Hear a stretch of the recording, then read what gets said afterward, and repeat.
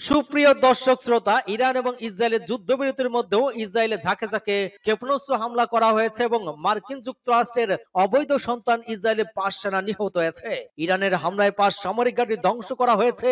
অন্যদিকে ইসরায়েলি হামলা বন্ধ না হওয়া পর্যন্ত গাজার পাশে থাকার ঘোষণা দিয়েছে ইরানের প্রক্সি বাহিনী হুতিরা। ইসরায়েল আক্রমণ করলে আরো ধ্বংসাত্মক হামলার হুঙ্কার দিয়েছে ইরান। কি মনে হয়, ইরান এবং ইসরায়েল যদি আবারও যুদ্ধ বেঁধে দেয় সেক্ষেত্রে কি ইরান টিকে থাকতে পারবে? এ সম্পর্কে আপনার মতামত কমেন্ট সেকশনে লিখে জানান এবং শুরুতে থাকবে সংবাদ শিরোনাম পরে বিস্তারিত।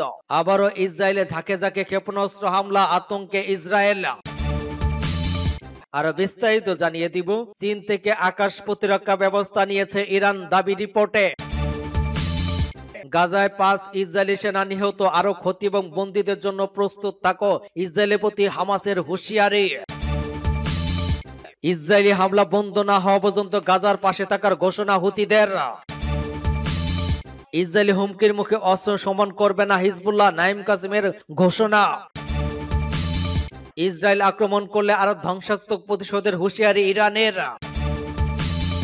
ইরানের প্রেসিডেন্টকে হত্যা চেষ্টা করেছে ইসরায়েল, দাবি রিপোর্টে।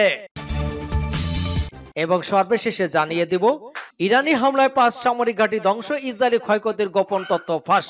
এতক্ষণ শুনছিলেন সংবাদ শিরোনাম বিস্তারিত। তবে তার আগে অনুরোধ থাকবে এই ভিডিওতে একটি লাইক দিন এবং কমেন্টস করে জানিয়ে দিন আপনি কোন জেলা থেকে বা কোথা থেকে আমাদের সাথে যুক্ত রয়েছেন, এবং সংবাদের সর্বশেষ গুরুত্বপূর্ণ আপডেট পেতে চ্যানেলটি সাবস্ক্রাইব করে আমাদের সঙ্গেই থাকুন। ধন্যবাদ। ইসরায়েলে ঝাঁকে ঝাঁকে ক্ষেপণাস্ত্র হামলা, আতঙ্কে ইসরায়েল।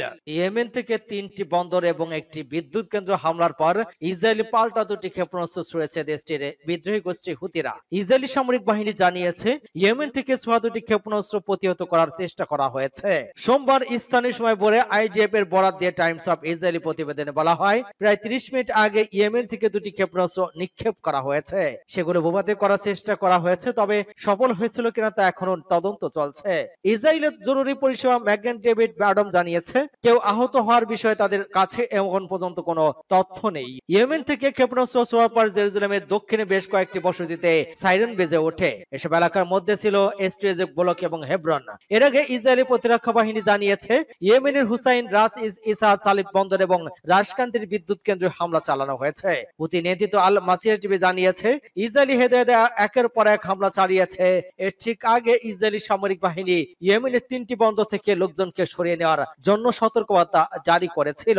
এদিকে ফিলিস্তিনে গাজা আগ্রাসনের প্রতিক্রিয়ায় রোববার ইসরায়েল বেন গুরিয়ান আন্তর্জাতিক বিমানবন্দরে নতুন সামরিক অভিযান পরিচালনার কথা জানিয়েছিল ইয়েমেনি সশস্ত্র বাহিনীর মুখপাত্র ইয়াই সারি। প্রতিবেদনের মতে রোববার ইয়াই সারি ওই ঘোষণা দেন। তিনি বলেন, তেল আবিবের কাছে অবস্থিত ইসরায়েলের ব্যস্ততম বিমানবন্দর বেন গুরিয়ানের দিনের শুরুতে একটি হাইপারসোনিক ব্যালিস্টিক ক্ষেপণাস্ত্র দিয়ে আঘাত করা হয়।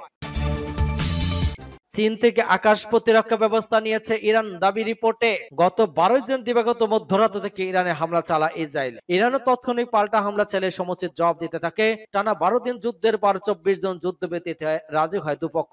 এদিকে যুদ্ধবিরতির পর চীনের কাছ থেকে উচ্চ ক্ষমতা সম্পন্ন ভূমি থেকে আকাশে নিক্ষেপযোগ্য আকাশ প্রতিরক্ষা ব্যবস্থা নিয়েছে ইরান। সংবাদদাতাদের প্রতিবেদনে থেকে জানা যায়, যুদ্ধের সময় ইসরায়েলি হামলায় ধ্বংস হয়ে যাওয়া প্রতিরক্ষা ব্যবস্থাগুলো পুনর্গঠনের উদ্দেশ্যে চীন থেকে উচ্চ ক্ষমতা সম্পন্ন ভূমি থেকে আকাশে নিক্ষেপযোগ্য ক্ষেপণাস্ত্র ব্যবস্থা গ্রহণ করেছে ইরান। এক আরব গোয়েন্দা কর্মকর্তা ২৪ জন ইরান এবং ইসরায়েলের মধ্যে প্রকৃত কার্যকর যুদ্ধবিরতির কথা উল্লেখ করে জানান, এই অস্ত্র হস্তান্তর যুদ্ধবিরতির পরপর হয়েছে। বিষয়টি সংবেদনশীল হয় নাম প্রকাশ অনিচ্ছুক আরেকজন আরব কর্মকর্তা বলেন, যুক্তরাষ্ট্রের আরব মিত্ররা তেহরানে ওই প্রতিরক্ষা জোরদারের বিষয়ে সচেতন এবং হোয়াইট হাউসকেও বিষয়টি জানানো। প্রতিবেদন আরো বলা হয়, ইরান ঠিক কত মিসাইল সিস্টেম পেয়েছে তা নিশ্চিত নয়, তবে একজন কর্মকর্তা জানান ইরান এসব ক্ষেপণাস্ত্রের বিনিময়ে চীনের তেল রপ্তানি করেছে। চীন ইরানি তেলের সর্বাত্মক আমদানিকারক। মে মাসে মার্কিন জ্বালানি তথ্য সংস্থা ইএএ এক প্রতিবেদনে জানায়, ইরানের শতকরা প্রায় ৯০% অপরিশোধিত তেল এবং কনসেন্ট রপ্তানি করে থাকে চীনে। তেল নিষেধাজ্ঞা এড়াতে ইরান, মালয়েশিয়া সহ বিভিন্ন দেশে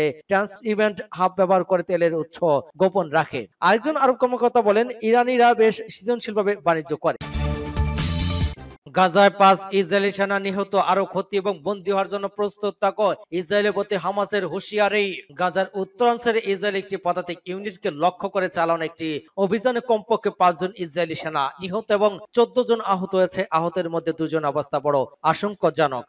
নিহতরা হলেন জেরুজালেমের 20 বছর বয়সী স্টাফ সার্জেন্ট মেয়র সিমন এবং আমির মোশেস স্কেবে। দখলদার ইসরায়েলি সেনাবাহিনী গতকাল 10টার দিকে একটু পর গাজার বেইত হানুন শহরে নেজাস ইহুদা ব্যাটালিয়নের পদাতিক সেনাদের লক্ষ্য করে রাস্তায় পুঁতে রাখা একটি বোমা বিস্ফোরিত হয়। সেনা তখন পায়ে হেঁটে অভিযান চালাচ্ছিল, কোনো গাড়িতে ভেতর ছিল না, ইসরায়েল গণমাধ্যম জানিয়েছে। বিস্ফোরণের পর আহত সেনাদের উদ্ধারের সেনাবাহিনী যখন অভিযান চালায় তখন প্রতিরোধ যোদ্ধারা সেই উদ্ধার অভিযানকে জটিল এবং দীর্ঘায়িত করে তোলে। দখলদার ইসরায়েলি সেনাবাহিনীর বিবৃতিতে বলা হয়, উদ্ধার কার্যক্রম জটিল হয়ে পড়লে অতিরিক্ত সেনা পাঠাতে হয়। এদিকে গাজা ভিত্তিক ফিলিস্তিনি প্রতিরোধ আন্দোলন হামাসের সামরিক শাখা আল কাসেম ব্রিগেডের মুখপাত্র আবু ওবায়দা এই অভিযানকে প্রশংসা করেছেন। তিনি বলেছেন, বেইত হানুনের জটিল এই অভিযানে আমাদের দুর্দান্ত যোদ্ধাদের একটি নতুন আঘাত, যা বঙ্গুর দখলদার বাহিনী ও তার সবচেয়ে অপরাধী ইউনিটগুলোর মর্যাদায় আঘাত এনেছে।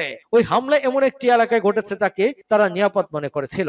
আবু ওবায়দা বলেন, দখলদার বাহিনী তাদের কিছু সেনাকে যোদ্ধাদের সৃষ্টি করা নরক থেকে অলৌকিকভাবে উদ্ধার করতে পেরেছে, তবে ভবিষ্যতে তারা সেটিও পারবে না, আর সেনা আমাদের হাতে ধরা পড়বে। তিনি আরো বলেন, এই যুদ্ধে ভূমির সমীকরণ নির্ধারণ করেছে ফিলিস্তিন ধীরতা এবং বীরত্ব। ইসরায়েলি বাহিনীর শক্তি এবং অস্ত্র নয়, নেতানিয়াহুর সবচেয়ে নির্বোধ সিদ্ধান্ত হবে গাজা উপত্যকা বাহিনী মোতায়েন রাখার সিদ্ধান্ত। ইসরায়েলি হামলা বন্ধ না হওয়া পর্যন্ত গাজার পাশে থাকার ঘোষণা হুতিদের। ইয়েমেনে হুতি আন্দোলনের একজন জ্যেষ্ঠ কর্মকর্তা ফিলিস্তিনের প্রতি তাদের অঙ্গীকার পুনর্ব্যক্ত করেছেন।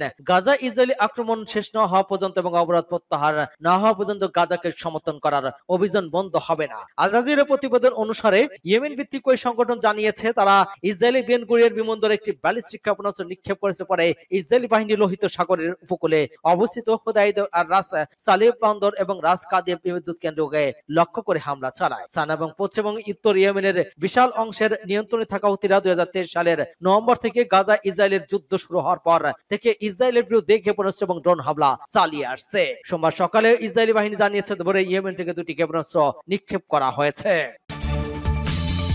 ইসরায়েলি হুমকির মুখে অস্ত্র সমর্পণ করবে না হিজবুল্লাহ, নাসিম কাসেমের হুঙ্কার। ইসরায়েলি হুমকির জবাবে হিজবুল্লাহ আত্মসমর্পণ করবে না বলে এবং নিজের অস্ত্র নিরস্ত্র করবে না বলে সাফ জানিয়েছেন হিজবুল্লাহ নেতা নাইম কাসেম। রোববার তিনি একথা জানান। কাসেম জানান, হিজবুল্লাহকে নিরস্ত্র করার দাবিতে পশ্চিমা সমর্থিত সরকারের চাপ সত্ত্বেও তা মেনে নেবে না এবং গোষ্ঠীটি নাম প্রকাশ না করা সত্ত্বে লেবাননের একজন কর্মকর্তা জানিয়েছেন, মার্কিন রাষ্ট্রদূত থমাস ব্যারাকের অনুরোধের জবাবে এসব কথা জানান কাসেম। এর আগে হিজবুল্লাহকে বছরের শেষ নাগাদ নিরস্ত্র করার অনুরোধ জানিয়েছিলেন থমাস ব্যারেক। এর অনুরোধে সাড়া দিয়ে জবাব দেন হিজবুল্লাহ নেতা কাসেম। হাজার হাজার সমর্থকদের উদ্দেশ্যে টেলিভিশন সম্প্রচারিত এক ভাষণে কাসেম বলেন, এই হুমকি আমাদের আত্মসমর্পণে বাধ্য করবে না। গত বছর ইসরায়েল এবং হিজবুল্লাহর মধ্যে সংগঠিত যুদ্ধের পর ক্ষমতা গ্রহণকারী লেবাননের নেতারা বারবার অস্ত্র সহনের পর রাষ্ট্রীয় একচেটিয়া অধিকার প্রতিষ্ঠাতে প্রতিশ্রুতি দিয়েছেন। একই সাথে ইসরায়েলকে নভেম্বরের যুদ্ধবিরতি মেনে নিয়ে চলার দাবি জানিয়েছেন। সেপ্টেম্বরে ইসরায়েলি হামলা নিহত হওয়ার পর দীর্ঘদিনের নেতা হাসান নাসিরুল্লাহ স্থলাভিষিক্ত হন কাসেম। তিনি বলেন, গোষ্ঠীটির যোদ্ধারা অস্ত্র ত্যাগ করবেন এবং জোর দিয়ে বলেন যে প্রথম ইসরায়েলের আগ্রাসন বন্ধ করতে হবে। এদিকে নভেম্বরের যুদ্ধবিরতি সত্ত্বেও ইসরায়েলি সেনাবাহিনী লেবাননের অবস্থান লক্ষ্য করে এবং দেশটিতে হামলা চালিয়ে যাচ্ছে। তাদের দাবি, তারা হিজবুল্লাহকে লক্ষ্যবস্তু করে হামলা চালাচ্ছে এবং গোষ্ঠীটি নিরস্ত্র করার জন্য যথেষ্ট পদক্ষেপ গড়তে নিচ্ছে না।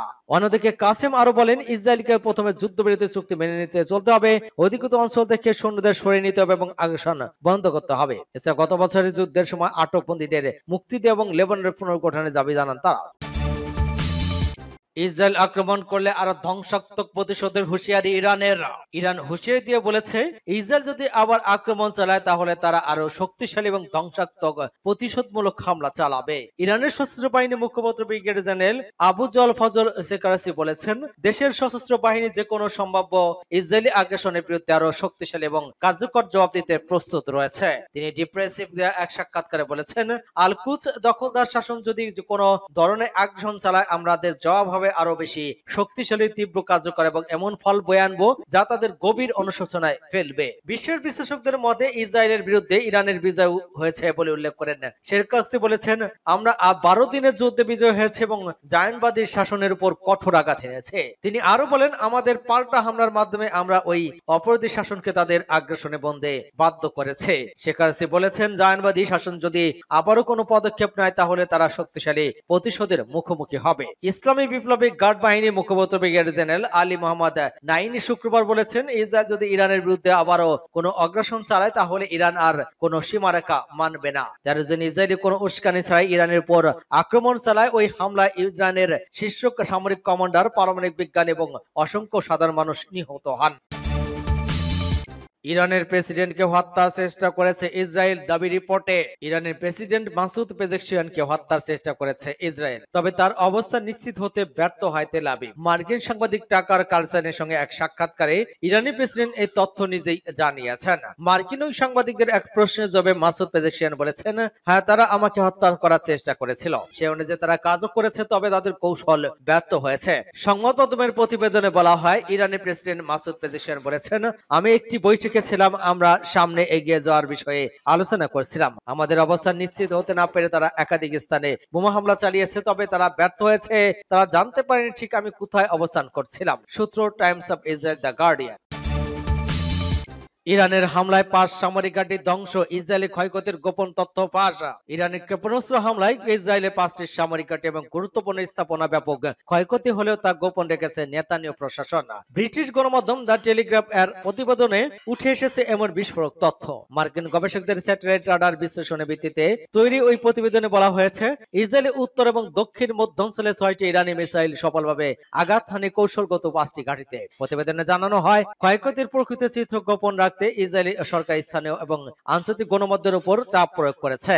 এমনকি দেশটির সরকারি তথ্যে হামলার ব্যাপারে নিম্নযাত্রার উল্লেখ থাকলেও বাস্তবে ধ্বংস হয়ে গেছে একটি প্রধান সীমান্ত ঘাঁটি, গোয়েন্দা সহায়তা দপ্তর, অস্ত্রাগার, গুরুত্বপূর্ণ সামরিক স্থাপনা। যুক্তরাষ্ট্রের ওরেগন স্টেট ইউনিভার্সিটি গবেষকরা স্যাটেলাইট রাডার ডেটা বিশ্লেষণ করে জানান, যুদ্ধ চলাকালে তেহরানি ছোড়া বেশ কয়েকটি ক্ষেপণাস্ত্র আইডিএফ এর ঘাঁটি এবং অন্যান্য কৌশলগত এলাকাগুলোর উপর সুনির্দিষ্টভাবে আঘাত হানে। এর আগে 36টি বেশি গুরুত্বপূর্ণ ইসরায়েলি স্থাপনায় ইরানি হামলার তথ্য প্রকাশ পেয়েছিল, তবে তেল আবিব থেকে আজও ওসব তথ্য আনুষ্ঠানিকভাবে স্বীকার করা হয়নি। গবেষকদের মতে এতে সাধারণ মানুষ বুঝতে পারছে না ইরানের হামলাগুলো কতটা নিখুঁত এবং পরিকল্পিত ছিল। দ্য টেলিগ্রাফের তথ্য মতে যুক্তরাষ্ট্র এবং ইসরায়েলের যৌথ আকাশ প্রতিরক্ষা ব্যবস্থার উপস্থিতি সত্ত্বেও ইরানের প্রায় 16% মিসাইল এবং ইসরায়েলি ভূখণ্ডে আঘাত হানে।